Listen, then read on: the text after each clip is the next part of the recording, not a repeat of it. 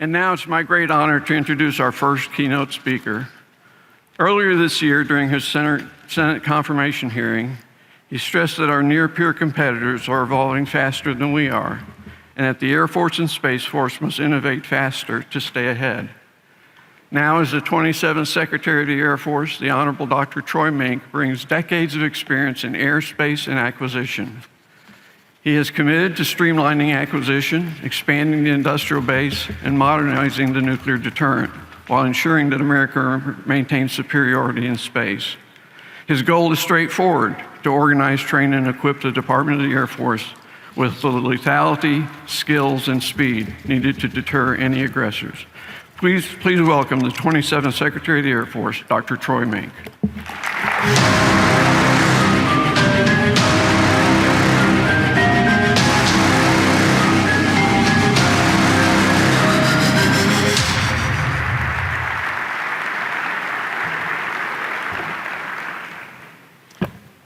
Morning, everybody. I think Bernie may have given my speech, so I think I may be done here. But no, thank you very much. I appreciate it.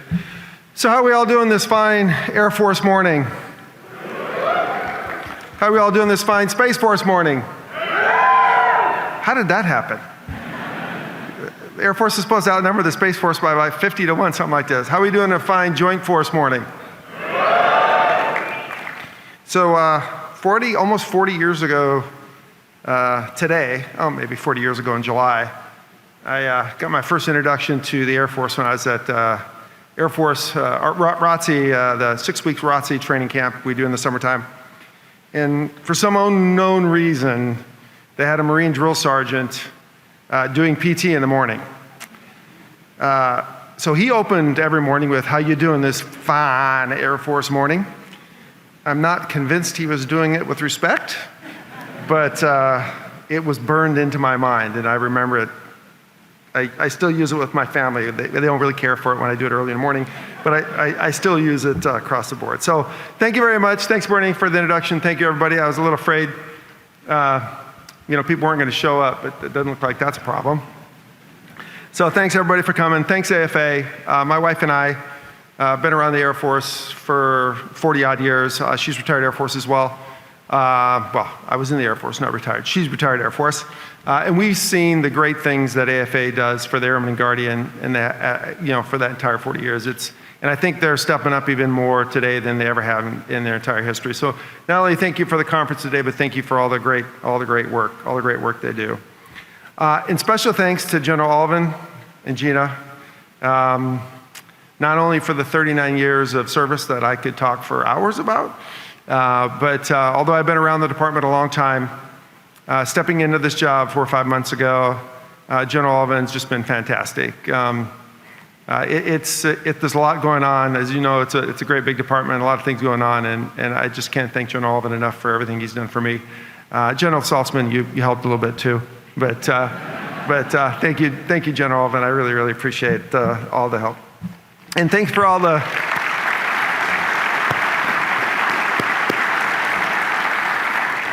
I would say it's now time to go off and relax, but knowing General Alvin, and it's probably not going to be all that terribly relaxing, but good luck on whatever you do after this. I'm hoping to have an opportunity to work with you again. And also thanks for all the airmen and Guardian across the entire force.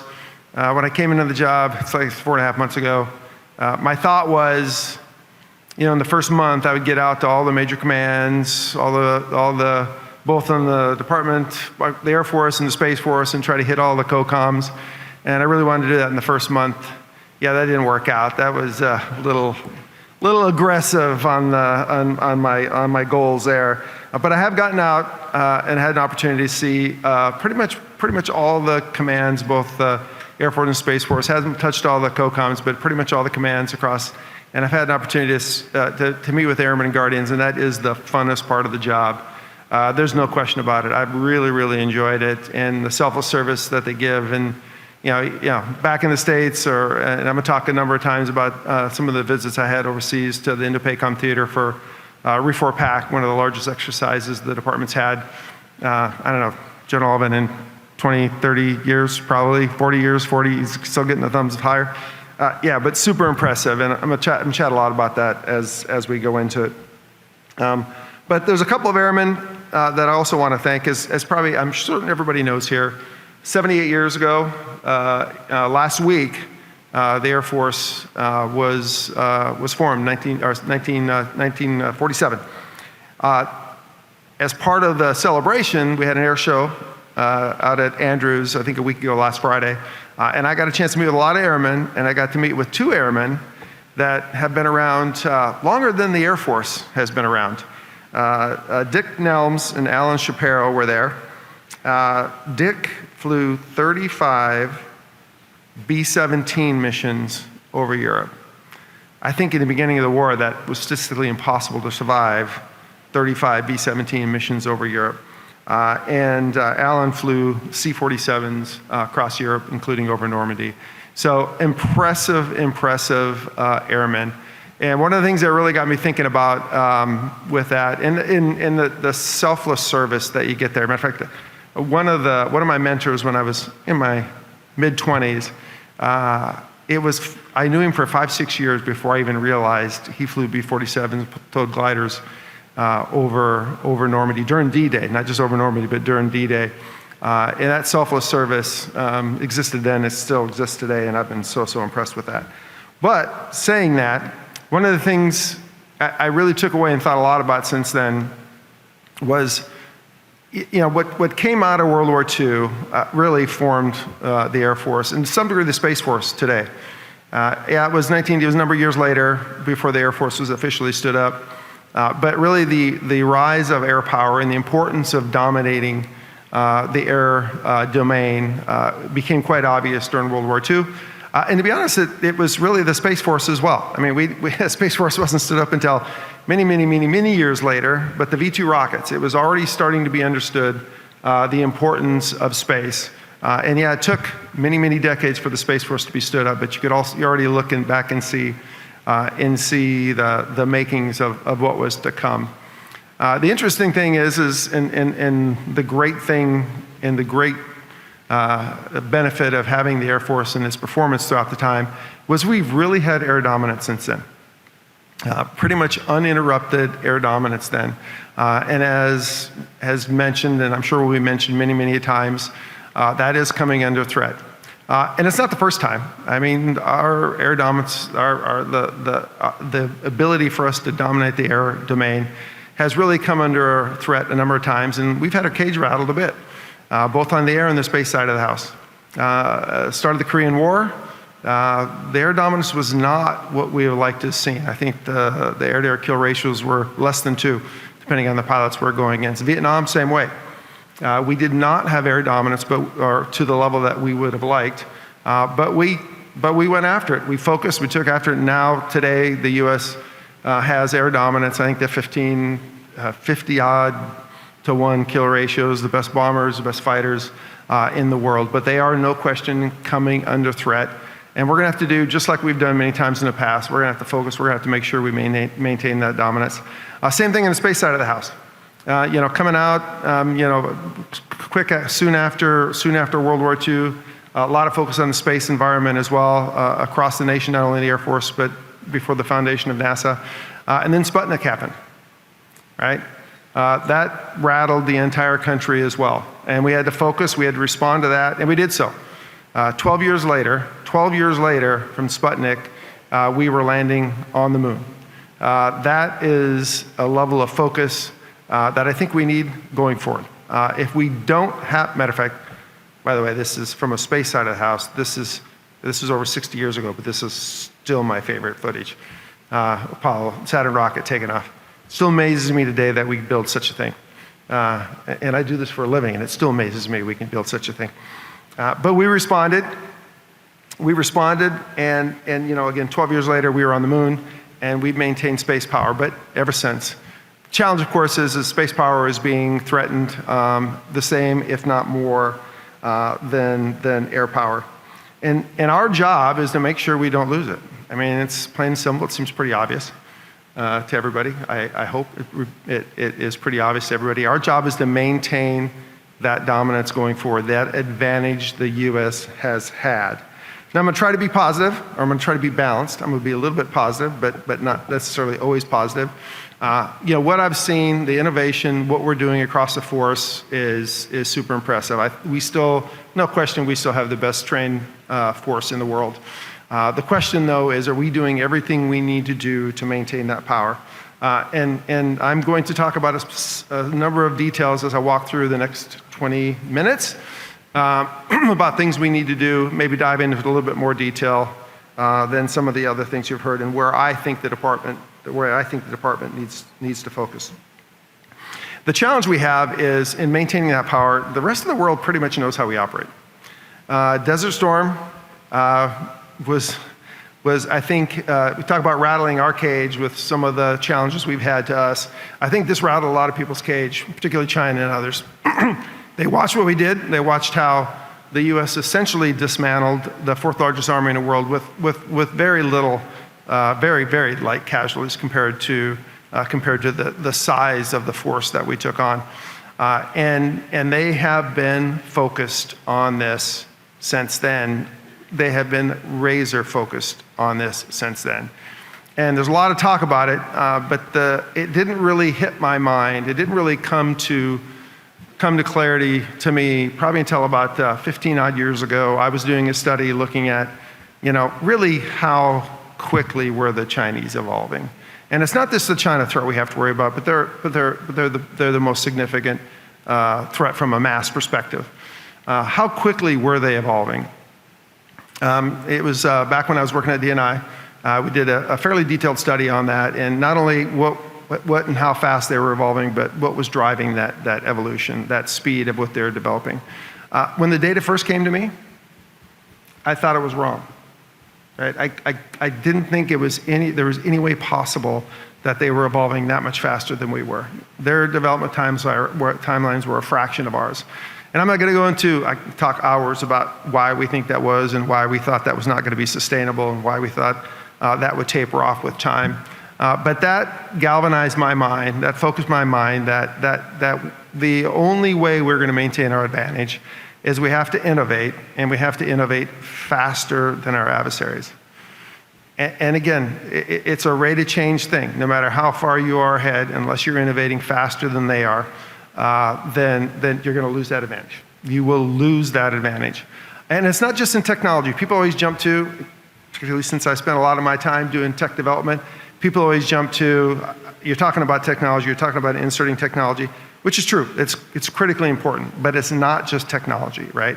We have to be innovative in how we operate. We have to be innovative in how we maintain our systems. We have to be innovative in how we train. We really have to be innovative across the board. And if we're not thinking that way from our level all the way down to the individual airmen or guardians at the very lowest ranks, then we're not going to be successful. People who work with me know that I'm always looking for a debate. If we're doing something wrong, that's not allowing that innovation to occur at pace, somebody needs to raise their hand, and we need to be thinking about every day that we work. Otherwise, we have no chance of maintaining that advantage. And it's not just against China either. The president's priorities: defend the homeland, and maintain our dominance against all adversaries, particularly China.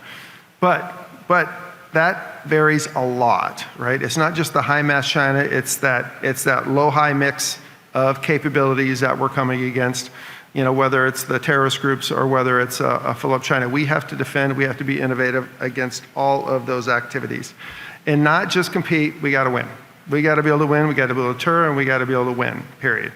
And that's what we all need to be focused at going forward. That's what I'm going to be focused at for the next 3.5 years, I think is about what I have in this job left. So that's going to be my focus. That needs to be everybody's focus. So what I'm going to talk about is a little bit more of the details on where I think we need to be looking. And I'm going to touch on modernization, readiness, and people. Now, first thought is, okay, wait a minute, that's everything we do. Modernization, readiness, people, that's everything we do. Yes, but I'll try to get a little bit more detailed than that. Devil's in the details. So the first thing I'm going to talk about is modernization. So good news, bad news here. The Air Force is probably is under the largest level of modernization in its history. And I'm talking about both the service both the Air Force Service and the Space Force Service. Matter of fact, in some areas, it's not just modernization. These are missions that didn't exist 5 years ago. General Saltzman, and even on the Air Force side of the house, these are really almost missions that didn't exist for sure 10 years ago, and maybe even 5 years ago, those missions didn't exist. And the key here is, as we feel this capability, we have to execute. In some case, execute, cost, schedule, and performance. Whether it's the F-47, which I love this picture. I know General Alvin, you were a big pusher of this program. You guys just love looking at this picture. I expect some of the Chinese intel analysts are spending a lot of time looking at this picture. Good luck. I'm trying to dig something out of there. Pretty careful about that. But it represents one of the many levels of modernization. It's not just air dominance. It's not just the F-47, what we're doing with the F-35, what we're doing with the F-15EXs, what we're doing, I'm going too fast, F-15EXs, which I think I get to fly in November. I'm looking forward to that. The B-2 radar engine development, the B-21, which again will be the most capable bomber in the world, Sentinel program, the 139 helicopters, KC-46s, the EA-37s, the T-7s, the command and control systems, and the collaborative combat aircraft.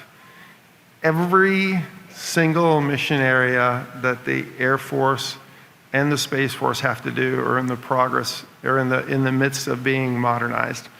And that is a heavy, heavy lift. It's never been done before, and we have to execute. Whether it's space control, and I'd love to talk a lot more about the combat, the CCAs. Although that is a mission area we've been doing, air-to-air combat, this is an entirely different way of doing it that really starts to go after that high, mid, low mix of capabilities that we have to be able to field. And there's no one size fits all. I get this all the time about everything needs to be low end, everything needs to be high end. There is no one size fits all. We have to balance that investment across all those programs. Space control. Unfortunately, 10, 15 years ago, some of our adversaries started to weaponize space and weaponize space aggressively. We stood on the sideline probably too long. We didn't want to go down that path, but now we're pushing hard. We didn't start the race to weaponize space, but we have to make sure we can continue to operate in that domain going forward. We can't lose that high ground. Launch, I think there's an immense amount of activity going on launch. We're launching probably an order of magnitude more than we did when I first started an acquisition. Matter of fact, I think this is one of the areas where the U.S. has a distinct advantage, whether it's small, medium, heavy, super heavy lift vehicles. I think the U.S. has a huge advantage of that, and I think we need to take full advantage of that advantage we have. And munitions, we built some of the best munitions on the planet, no question about it. The challenge we have with munitions is scaling them up.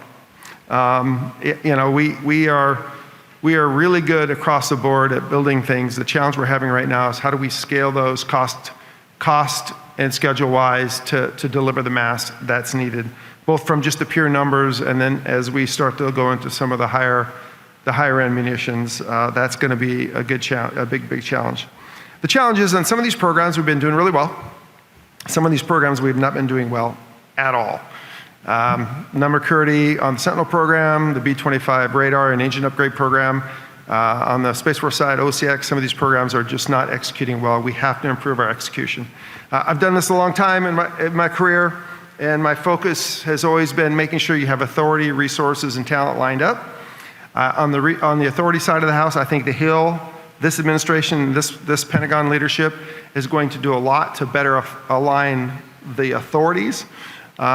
Resources, same thing. I think we're going to get more help with resources. The key here is to make sure we have the right talent to utilize those authorities and resources that are going to be handed to us. There is no replacement for experience and technical skills and acquisition. We need to make sure we have those people there. All right, moving on. Readiness. This is actually an area that surprised me a bit.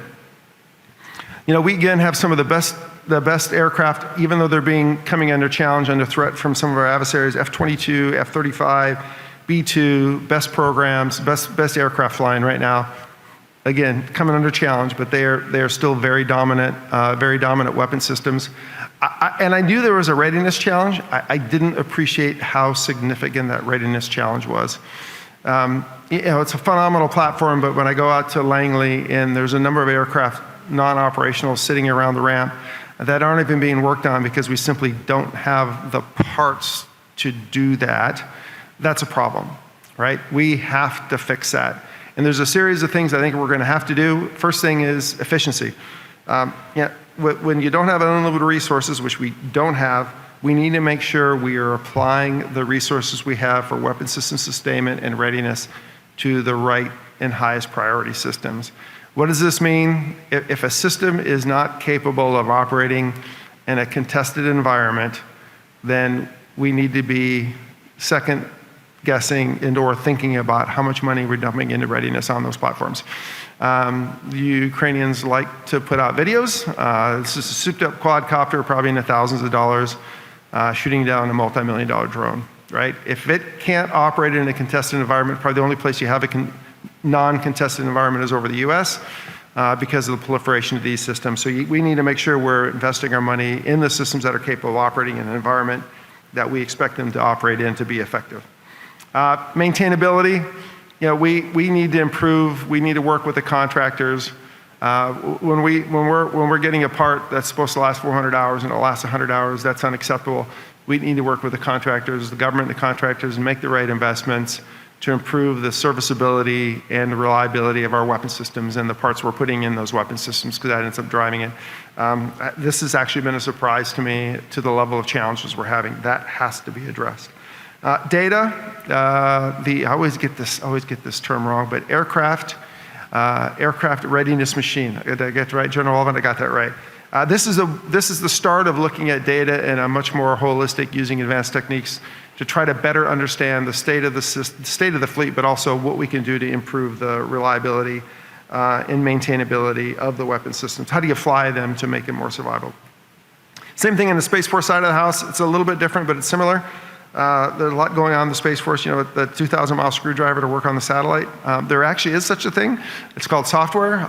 So there's a lot going on from a facilities and other perspective that we have to do to increase readiness across the Space Force. I think there's a lot of good activities, SPA4Gen and other activities to try to increase readiness. And I think one of the things that I have seen a lot of innovation in is, our facilities are part of our weapon systems.